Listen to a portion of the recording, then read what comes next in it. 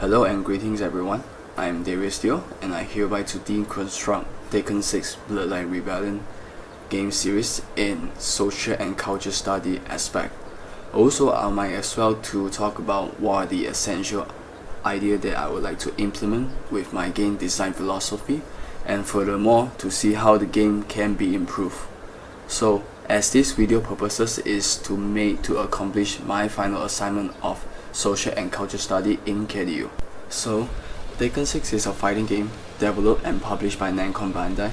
It is the 7th main installment in the Tekken franchise, and also surprisingly the first fighting game that can be running on PlayStation 3 and Xbox 360 in console, and not to mention the arcade game cabinets.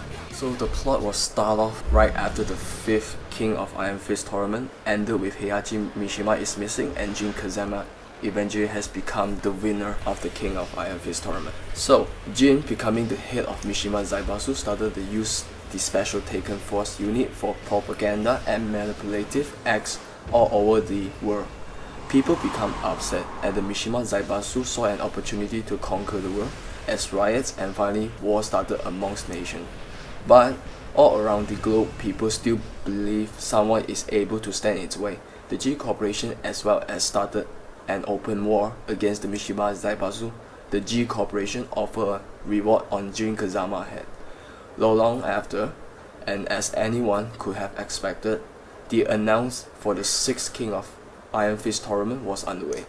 Many different ideas and goals gather while the tournament is unveiled.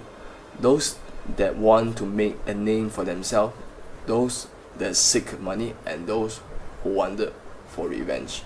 Proceeding to the scenario campaign, there are 3 modes that allowing player to choose. Like, either player can choose to play a lone standout through the entire campaign.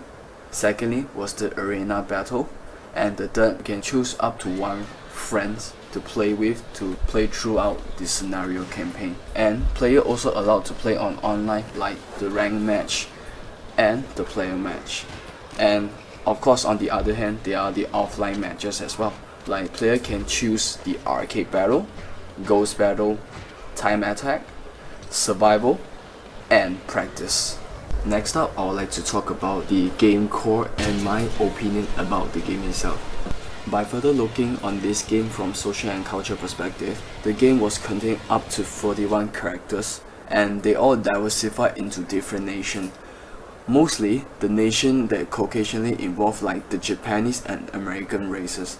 And also there are other races like the Spanish, Brazilian, Korean, Egyptian, and others. Well, from here you could tell that there are many fighters out there showing their capability and strength to prove who are the best fighter in the tournament. From that, these characters are depending on player to choose which of their fighting style are preferred to them. Right, so moving on, I would like to talk about the game core and my opinion about the game. So first up, so what are the new features that was implemented inside of Tekken 6 was the new system, which is called the bounce system. What is bounce system? So basically bounce system is a combo mechanic system, which a assisting system of juggle finisher that been present in Tekken 5 series. And some of the juggle finisher will literally slam the opponent into the ground, which means they could not do the tag roll. So what was so special about the bounce system? So basically the bounce system was built on to making the lower body of the opponent to becoming recoil state when they are slammed into the ground partially and lifting it into the air. So this will giving the player the chance to continue juggle. Speaking about bounce system, there was another system which was quite similarity to the bounce system, was called the low parry system, which this is also considered one of the new features that implement in Tekken 6.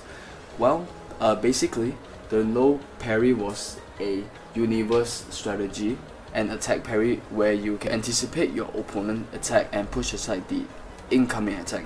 So every of the character inside Tekken 6 has the ability to perform parry low attacks with generic by putting the input of down forward command. In my opinion about the low parry system, I think it was one of the pretty good way to punish your opponent and leave them into the bounce state and allow you to do some free damage on your opponent. So let's moving on to customization. It is a mode where the player can customize each of the character's costumes separately, also with additional items. And players can buy the customization either for their character with fighting money. So where was the fighting money come from? So in order to obtain the fighting money, players have to doing many of the battle as they can in whatever different mode it was. Like players can earn the fighting money from arcade battle, ghost battle, survival, or the time attack. And now I would like to proceed to the last phase of one of my game design philosophy that might be able to improve for the games. So my first game design philosophy is good narrative can always lead people in emotional or attraction status. An old saying that every story demands a great ending. So I'll apply this to the Tekken series as well, as I find out most of the Tekken series was just implement the same storyline over and over again. Like most likely all the storyline was mentioning about the characters like the Mishima families, like the Kazuya, Heihachi and Jin. All of them are fighting among each other is just because to seek for revenge, or just to obtain the Mishima corporation, or just want to conquer the world and to find out who are the best in their places.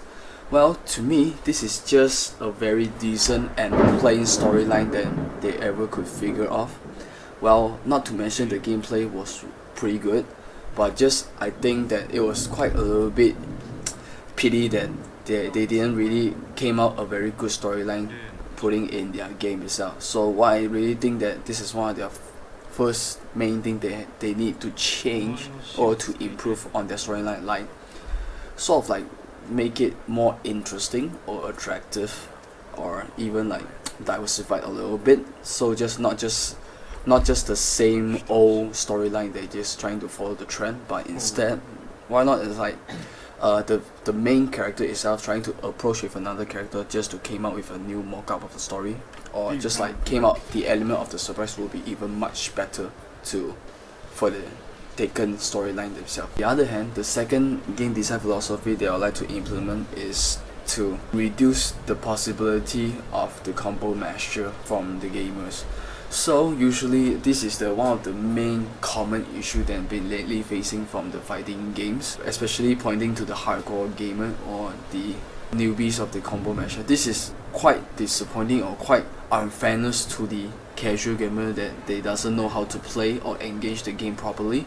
So they should not be trapped aside of the corner or being beat up in the air and without landing on the foot. And for that, there is one of the possibility solutions that might be able to use, such as like a juggle escape move or add on a guard breaker attack to allow them to stop their opponent from blocking their attacks all day. Well, this is pretty much that need to be appealed to the casual gamer and turn out to be fairness. So both of them will be playing in equality of fairness in the play ways. So basically that's all I have in this video, and thanks for listening through my review and opinion about the game, and I hope you guys enjoy watching it. Thank you and cheers.